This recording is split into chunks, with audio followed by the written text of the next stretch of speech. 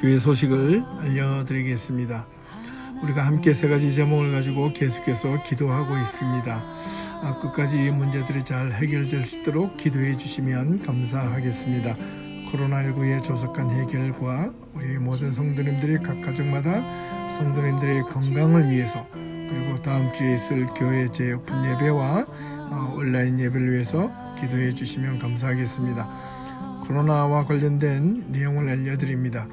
온타리오 주에서도 델타 변이 바이러스가 급증하고 있습니다. 2차 접종을 마치신 분들도 확진될 수 있으니 특별히 유의해 주시기를 부탁을 드립니다. 대면 예배 안내를 해드리겠습니다. 9월 첫째 주일 9월 5일부터 다음 주 주일입니다. 대면 예배를 다시 시작합니다. 예배 시간은 예전대로 주일 오후 3시에 시작될 예정입니다. 가능하면 대면 예배에 모든 성도님들이 참여해 주시면 감사하겠습니다. 우리 예비교회 성도님들은 인원수로 볼 때 우리 본당에 모두 들어가고도 충분히 남을 것으로 생각됩니다. 대부분 참여해 주시면 감사하겠습니다. 하지만 개인 사정상 특별히 대면 예배 참석이 당분간 어려우신 분들은 설교 영상이 대면 예배 후에 올려지거나 아니면 실시간 온라인 유튜브 방송으로 진행될 예정입니다. 아직 결정이 안 된 상태이니 자세한 내용은 다시 공지해 드리도록 하겠습니다. 그리고 예배 후에 친교는 당분간 없습니다. 대면 예배 참석하시는 분들은 마스크를 착용해 주시고 가족 단위로 앉아서 거리 두기를 하며 예배를 드리도록 하겠습니다. 수요 예배는 별도의 광고가 있기까지 온라인으로 계속 진행될 예정입니다. 대면 예배를 하게 될 때 주정부에서 다시 록다운이 되거나 예배 중단 요청이 있으면 다시 온라인으로 예배 드릴 수도 있습니다. 이 점 미리 양지하여 주시기를 부탁합니다. 교회 제사형에 따른 교회 사무실과 소예배실 청소를 함께 하도록 하겠습니다. 9월 4일 토요일 오후 2시 청소에 함께 참여하실 수 있는 분들은 함께 오셔서 예배실 사무실을 청소를 해 주시면 감사하겠습니다. 작년부 성경 공부 9월 성경 공부는 9월 19일 주일 저녁 7시에 온라인으로 모이도록 하겠습니다. 주제는 사도신경이고요. 세 번째 시간입니다. 사이트는 당일 오후에 카톡으로 올려드리도록 하겠습니다. 독서 모임, 후반기 독서 모임 준비되는 대로 시작할 예정이니 자세한 안내 문의는 서영순 집사님께 해주시기를 부탁합니다. 9월 행사 안내에 아래 주보를 잘 참고하셔서 준비해 주시면 감사하겠습니다. 이번 9월 안내는 이창명 집사님께서 준비해 주시겠고, 예배 전에 코로나에 관련된 예방, 방역을 비롯한 모든 준비를 해 주시겠습니다. 미리 감사를 드립니다. 헌금은 은행에 가셔서 직접 계좌 이체해 주시거나 김재훈 권사님께 문의해 주시면 감사하겠습니다. 광고 말씀은 여기까지입니다. 감사합니다.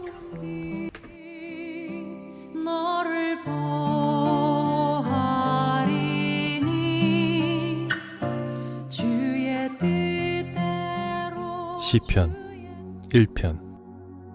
복 있는 사람은 악인들의 꾀를 따르지 아니하며 죄인들의 길에 서지 아니하며 오만한 자들의 자리에 앉지 아니하고 오직 여호와의 율법을 즐거워하여 그의 율법을 주야로 묵상하는도다.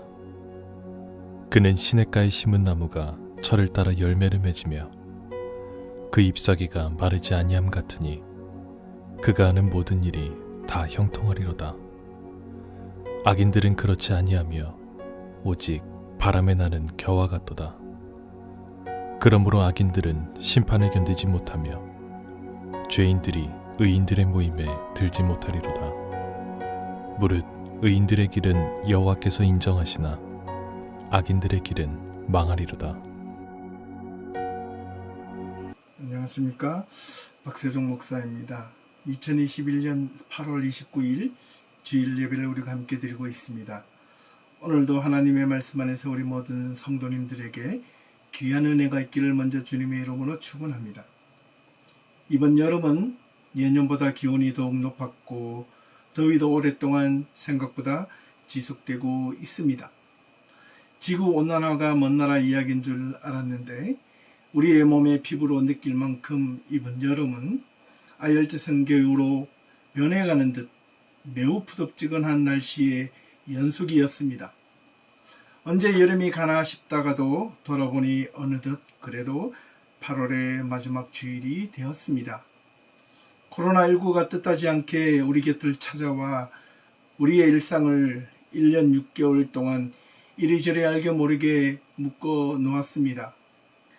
그동안 어떤 이들은 갑작스레 불의의 생명을 잃기도 했고 어떤 이들은 코로나19에 걸려 사경을 헤매다 목숨을 다시 되찾고 살아 돌아오기도 했습니다. 또 어떤 이들은 건강해서인지 코로나19에 걸려도 아무렇지도 않게 지나간 분들도 있었습니다. 이로 인하여 사람들은 크게 두 종류로 나누어지는 것 같습니다. 한 부류는 코로나19에 대하여 너무 경각심이 없어서 아무렇지도 않게 생각하는 부류가 있는가 하면 또 다른 부류는 이번 코로나19가 사람의 목숨을 빼앗는다는 것 때문에 너무 경계하고 너무 조심해서 오히려 사람들을 대면조차 하기 꺼리하는 분들도 생겨났습니다. 아무튼 이번 코로나19로 인하여 사회적 분위기는 사뭇 달라졌으면 틀림이 없습니다. 이처럼 코로나19로 인하여 어떤 사람들에게는 불행의 연속이었던 반면 또 다른 어떤 사람들에게는 이번 코로나19가 분명 기회의 시간이기도 했을 분들도 있을 것입니다. 이러한 경우를 생각해 보면 분명한 것은 우리에게 주어지는 환경의 문제가 아니라 그 주어진 환경을 어떻게 잘 대처하고 극복해야 하는가에 대한 그 마음가짐과 행동에 따라서 어떤 사람에게는 기회의 시간이 될 것인지 또 다른 어떤 사람들에게는 불행의 시간이 될 것인지 주어진다는 사실입니다. 우리 예비교회 성도님들에게는 코로나19가 어떤 시간들이었는지 다시 한번 묻고 싶습니다. 어떤 분들은 힘들고 어려운 분들도 있겠지만 다른 어떤 분들은 이 시간들이 도리어 자신의 삶을 돌아보고 가족과 더욱 하나가 된 기회의 시간도 되셨으리라 생각합니다. 바라기는 우리 예비교회의 모든 성도님들은 이 모든 시간들이 여러분들에게 어떠한 형태로든 분명 유익한 시간이 되었기를 진심으로 소망합니다. 이번 코로나 바이러스가 시작된 지 2년 가까이 되어 가면서 이제 많은 사람들은 이 코로나 바이러스가 더 이상 사람들에게 위협적인 존재가 되지 못한다고 느끼고 있는 것 같습니다. 물론 1차, 2차 접종을 마친 덕분이기도 하겠지만 다른 한편 돌아보면 그만큼 코로나 바이러스에 대한 피로도가 높아진 까닭이 아니겠습니까? 피로도가 높다는 말은 그만큼 상대적으로 경계심이 떨어졌다는 말이기도 합니다. 사람은 환경에 적응하는 존재라고 하지만 때로는 그 주어진 환경이나 상황에 너무 빠르게 익숙해지는 탓에 도리어 위험으로 느껴지지 않고 위험마저도 익숙해져서 위험을 모르고 살아가고 있다는 그런 뜻이기도 합니다. 이번에 새로운 델타 바이러스 변이로 인하여 전 세계적으로 다시 확진자가 급증하는 상황에서도 우리는 이제 다음 주부터 다시 예배당으로 들어가 예배를 드리고자 합니다. 델타 바이러스 때문에 확진자가 증가하는 상황에서 혹 성도들 가운데 이런 질문을 하시는 분들도 있을지 모릅니다. 정말 예배를 굳이 이런 상황에서 다시 드려야 하는가라고 말입니다. 정말 때로는 이런 상황에서 어떻게 해야 하는가에 대한 여러 가지 질문이 일어날 수 있고 또 여러 가지 의문과 혼동이 생길 수 있을 것입니다. 델타 바이러스가 기승하고 있는 상황이라 아직 완전한 안심할 것은 못 되지만 그렇다고 언제까지 우리가 이 바이러스 때문에 하던 일을 멈추고 마냥 그냥 있을 수만은 없습니다. 이런 상황에서 우리가 할 수 있는 최선의 방법이 무엇인가를 함께 고민하지 않을 수 없습니다. 그래서 지난 2번에 걸쳐 대면 예배 준비 모임을 통해 1차는 8월 말까지 그 상황을 지켜보자는 의견에 따라 오프라인 예배를 한 달 동안 연기하였고, 지난주에 다시 모였을 때 9월 첫 주부터 오프라인 예배를 정해진 방역 절차에 따라서 잘 지키면 다시 대면 예배도 가능할 것이라는 의견이 모아져 결정하게 되었습니다. 이 9월 첫 주부터 오프라인 예배를 원하는 분들을 위하여 함께 대면 예배를 시작할 것입니다. 물론 코로나 확진자가 다시 급증하여 정부에서 다시 대면 예배를 중지하는 요청이 온다면 다시 온라인으로 예배를 드려야 할지도 모르겠습니다. 그렇게 되기 전까지 우리가 함께 오프라인에서 함께 모여 예배 드릴 수 있는 분들은 서로 방역을 잘 지켜가면서 예배를 함께 드렸으면 합니다. 예배는 분명 온라인이 중요하고 오프라인이 더 중요한 그런 개념은 분명 아닙니다. 제가 여러 번 강조하다시피 예배는 장소도 중요하지만 시간적 의미가 더 중요하다 말씀드렸습니다. 우리 예배계 성도님들이 다시 오프라인 예배를 준비하면서 예배 시간을 오후 3시로 다시 옮겨간 것은 예배 시간에 함께 맞출 수 있기를 간절히 소망합니다. 예배의 소중함에 대한 경중은 형식이 아니라 분명히 마음가짐이자 자세가 중요하다고 말씀드릴 수 있습니다. 특별한 분이 아니라면 우리가 함께 예배교회 성도들이라면 함께 시간을 맞추어 예배를 드리는 그 믿음의 자세가 중요하다 하겠습니다. 성도들에게 교회가 존재하는 5가지 의무가 있는데 그 첫 번째가 예배, 두 번째가 교육, 세 번째가 친교, 네 번째가 선교, 그리고 마지막에는 봉사라 말할 수 있습니다. 교회가 존재하는 이 5가지 이유, 의무 가운데 그 어느 것도 소홀히 할 수가 없습니다. 우리는 성도들 간에 무엇보다도 얼굴을 서로 맞대고 서로의 안부를 묻고 함께 문제가 생겼을 때, 기쁜 일이 있을 때 축하해주고 기도해주는 것이 중요하기 때문에 그렇습니다. 우리 예배교회가 다음 주부터 다시 시작하게 될 대면 예배를 어렵고 많은 고심 끝에 결정하였다는 그 사실을 이해해 주시리라 믿으며 교회에서도 방역 준비에 최선을 다할 것이며 우리 모든 예배교회 성도님들도 예배에 적극적으로 참여해 주시면 감사하겠습니다. 조금 이른감이 없지는 않지만 이렇게 한번 묻고 싶습니다. 8월 마지막 주일 예배를 드리며 우리 성도님들에게는 이번 한 해에는 지금 8월까지 여러분들은 어떻게 보내셨습니까? 한 해 동안 여러분들의 결실은 어떠한 것들이 있었습니까? 우리 집 뒷마당에 조그만 나무가 하나 있는데 그 나무는 하얀 청포도 나무입니다. 예년에 비해 포도송이가 아주 조금 굵고 조금 큼지막하게 달렸습니다. 한두 개 따먹어 보니 예전보다 제법 당도가 조금 더 있고 굵어진 것은 틀림없어 보입니다. 아마 제 생각이지만은 이렇게 이번에 포도가 잘 열린 것은 이런 무더운 여름 날씨 덕분이 아닌가 하는 생각을 가져보게 되었습니다.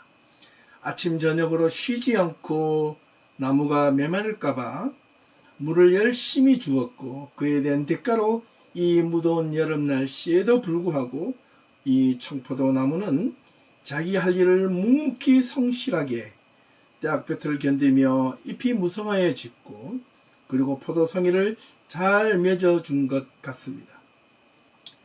포도가 완전히 익고 숙성되기까지 조금 더 기다려야 할 텐데 요즘 밤마다 너구리가 찾아와서 이 포도송이를 실컷 따먹고 껍질은 버려두고 이렇게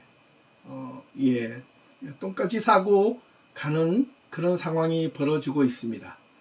그래서 곧 이내 따야 할 것 같습니다. 어떤 해는 이 청포도 나무가 열매를 거의 맺지 못하고 잎만 무성하다가 끝이 나는 해도 있었습니다. 그런데 돌아보니 그 해는 무더운 여름만이 아니었던 겁니다. 여러분, 한자성으로 고진감래라는 말이 있지 않습니까? 쓴 것이 닿으면 단 것이 온다는 말인데 고생 끝에 즐거움이나 낙이 있다는 말로 해석되어집니다. 우리는 모두가 고생을 지금 하고 있지만 이 고생이 끝이 나면 이내 즐거움, 낙이 이어져 올 것이라는 말인데 고생이 끝나면 무조건 낙이 온다는 것이 아니라 고생을 잘 견디고 어려움을 잘 견디며 그 가운데 주어진 일들을 묵묵히 정말 잘 해낼 때 그때서야 비로소 낙이 오고 즐거움이 온다는 말이 아니겠습니까? 이번 여름이 무덥고 힘들었지만 아직은 조금 더 그 영혼이 남아있어서 더위가 완전히 물러가지는 못했지만 분명 이 여름이 가고 가을이 오면 우리는 분명 다시 한 번 더 생각할 것들이 있을 것입니다. 그것은 바로 내가 지난 한 해 동안 어떻게 살아왔고 또 정말 내가 후회 없이 살았는가를 돌아보게 된다는 겁니다. 여름이 지나고 가을이 오기 전 저와 여러분들이 남은 삶에 대해서 한 번쯤 돌아보고 이내 못다한 삶들이 있다면 무덥고 힘들고 어렵지만 더욱더 우리가 신앙 안에서 믿음 안에서 말씀 안에서 우리가 우리의 삶을 더욱더 열심히 최선을 다하며 살아갈 수 있어야 하겠습니다. 우리의 믿음도 신앙도 바로 이와 같아야 할 것입니다. 우리의 믿음도 신앙의 결실도 그저 주어지는 것은 없다는 겁니다. 우리가 어떻게 열심히 신앙생활을 잘 했느냐의 노력에 따라서 그 결과도 주어질 것은 분명합니다. 오늘 본문 시편 1편에는 우리가 잘 아는 복과 관련된 내용이 있습니다. 복 있는 사람이라는 말로 시작합니다. 복 있는 사람들은 악인들의 꾀를 쫓지 아니하며 이렇게 시작하지 않습니까?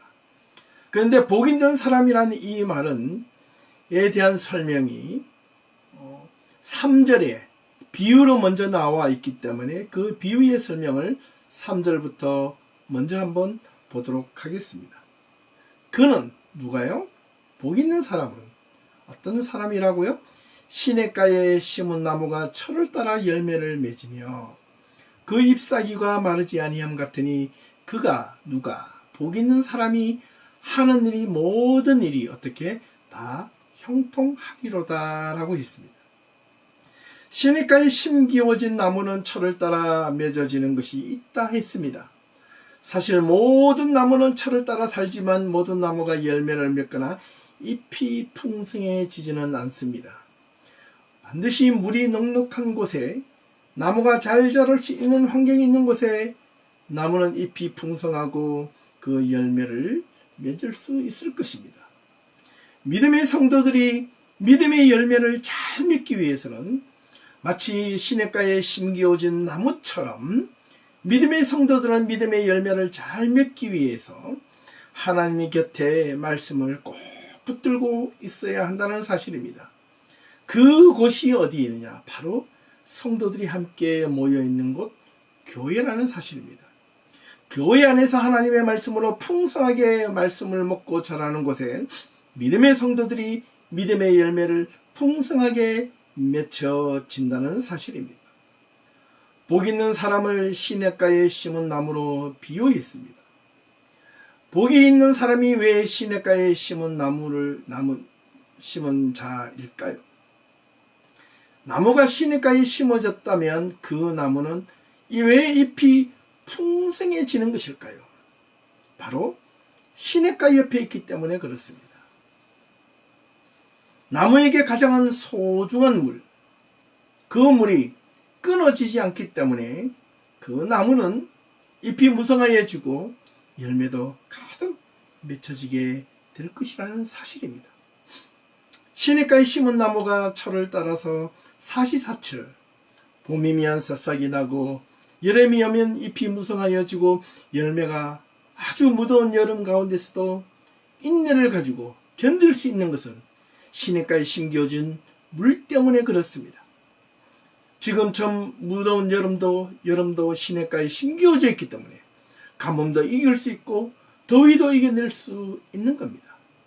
그래서 열심히 견디고 이긴 덕분에 열매는 더욱 풍성하게 맺을 수 있어지는 겁니다.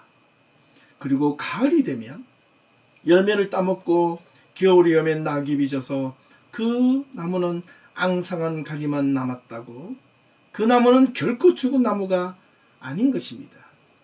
분명 내년에도 다시 봄이 오면 다시 새싹이 나고 여름이 오면 잎이 무성해지고 열매를 맺게 될 것이라는 사실입니다. 시냇가에 심은 나무가 옮겨지지 않는 한, 그 시냇가가 마르지 않는 한, 그 나무는 100년, 200년, 1000년 이상을 가게 될 것입니다.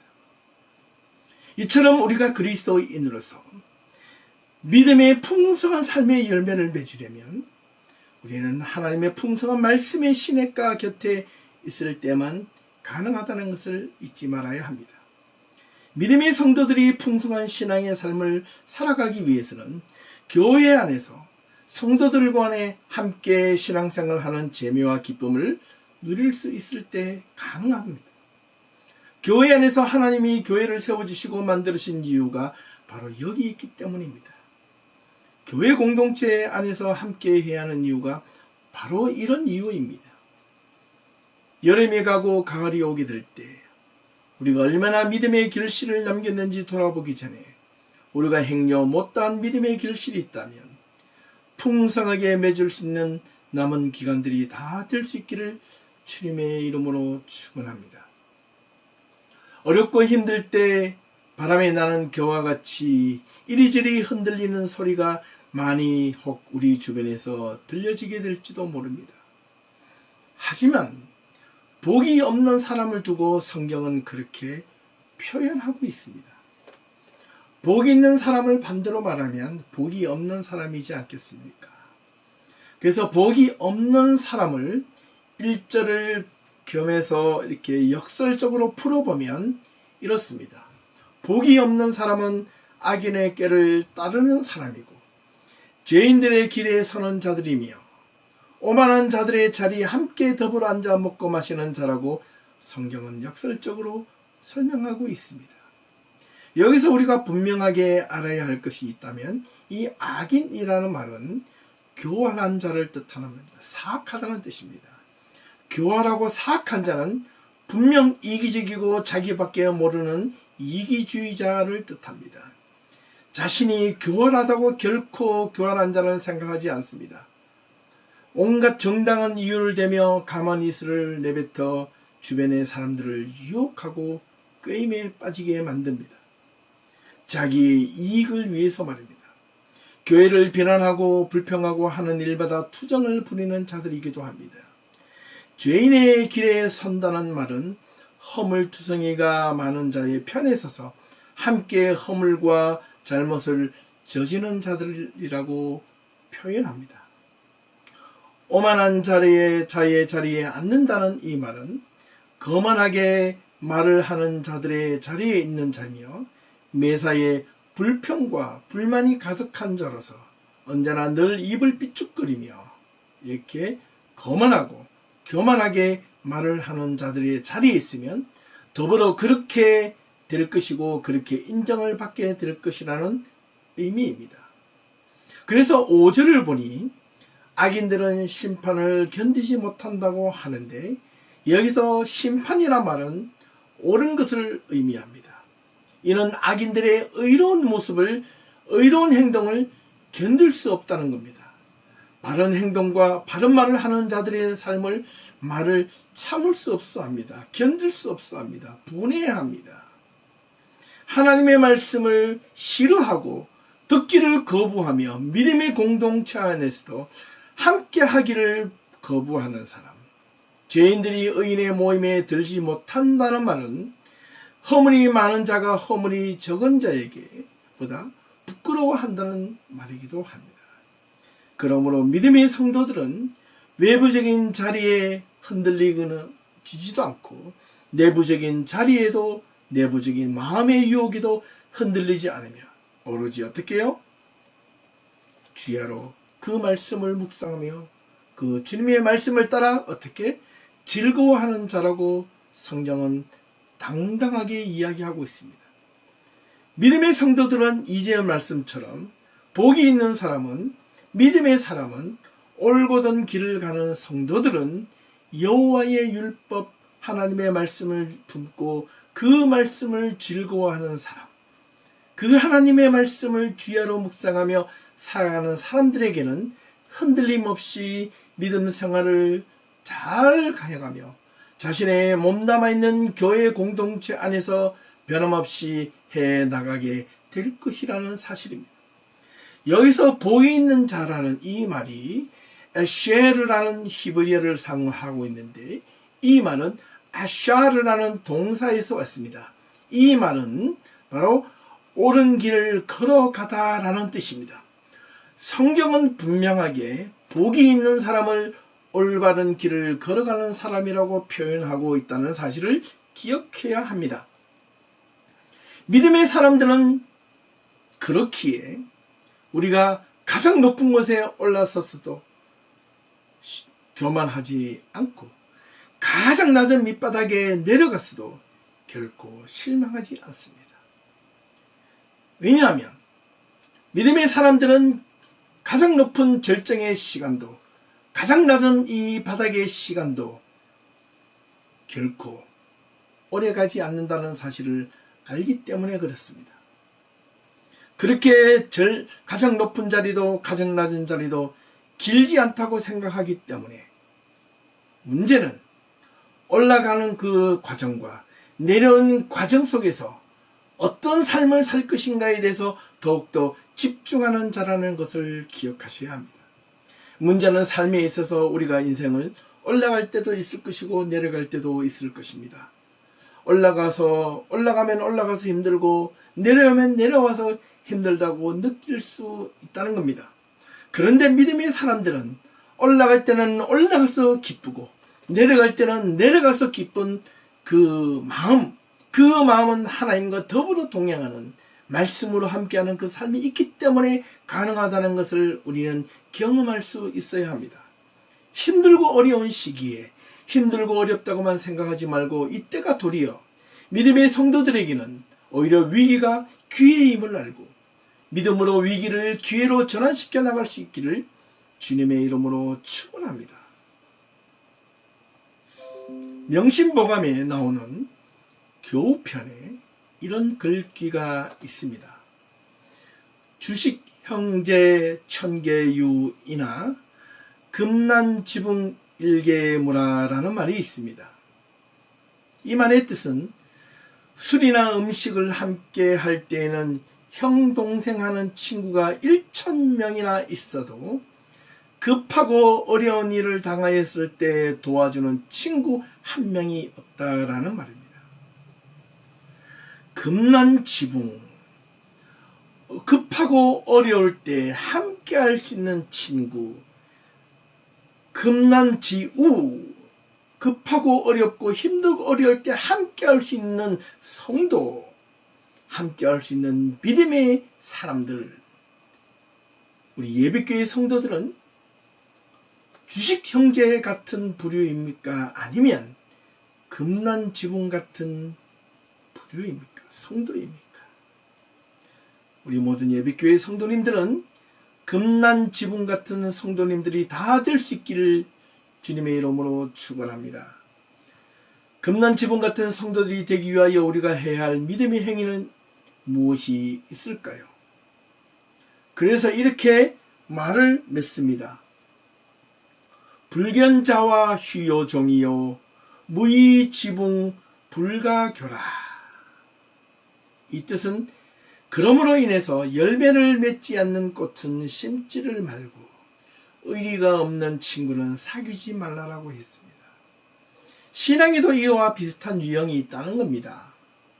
네, 열심히 신앙을 가진다 할지라도 정말 믿음의 신앙의 열매를 맺지 않는 그 부류가 있는 반면 정말 의리와 믿음을 지키며 뿐만 아니라 우리가 신앙의 열매를 잘 맺고 믿음의 의리를 지켜가는 성도들이 있다는 사실입니다. 겉으로 보기에 흥행하고 정말 잘 되는 것처럼 수많은 사람들이 몰려지는 그 교회를 유심히 들여다보면 그곳에는 무언가 있을 것처럼 사람들이 이리저리 몰려드는 이유가 있습니다. 대부분 자신들의 유익을 찾아서 찾아드는 경우가 있는 반면 정작 교회가 바른 신앙생활을 하려고 몸부림치는 교회, 믿음 안에서 정도의 길을 걸어가고자 하는 성도들, 믿음의 교회가 정도를 가다가 어렵거나 힘이 들 때 끝까지 포기하지 않고 성도들이 함께하는 성도들이 어떻게 해요? 많을 거다 적을 거다? 앞으로는 많지 않을 거라는 사실입니다. 이것이 바로 오늘 이 시대의 현상이고 사회적인 분위기만은 틀림이 없습니다. 복 있는 사람에 대한 이야기를 제가 말씀드렸습니다. 그저 그냥 blessed가 아니고 부복을 받는 사람이 아니라 의의 길, 정도의 길을 걸어가는 사람을 성경은 분명하게 복이 있는 사람이라고 말을 했다는 겁니다. 신앙 안에서 정도를 걷는 자가 행복한 성도라는 사실을 우리는 분명 알아야 하겠습니다. 어떻게 하는 것이 행복한 성도, 정도를 걷는 성도인가? 그거는 말할 필요도 없이 하나님의 말씀을 올바르게 끝까지 붙잡고 그 말씀을 주야로 묵상하며 그 말씀을 함께 더불어 동행하려고 노력하는 자, 그 말씀을 알려고 노력하고 애쓰고 힘쓰고 배우는 자, 그 자야말로 바로 행복한 성도, 의의 길을 걷는 성도라 할 수 있으며 또한 금단 지붕의 성도라 말할 수 있을 겁니다. 사랑하는 우리 예배교회 성도님들 모두가 서로 금난 지붕할 수 있는 성도, 주의 말씀으로 행복한 성도, 의의 길을 걷는 성도, 어려울 때 서로 힘을 합치고 도울 수 있는, 함께 할 수 있는 그런 성도들이 다 될 수 있기를 주님의 이름으로 축원합니다.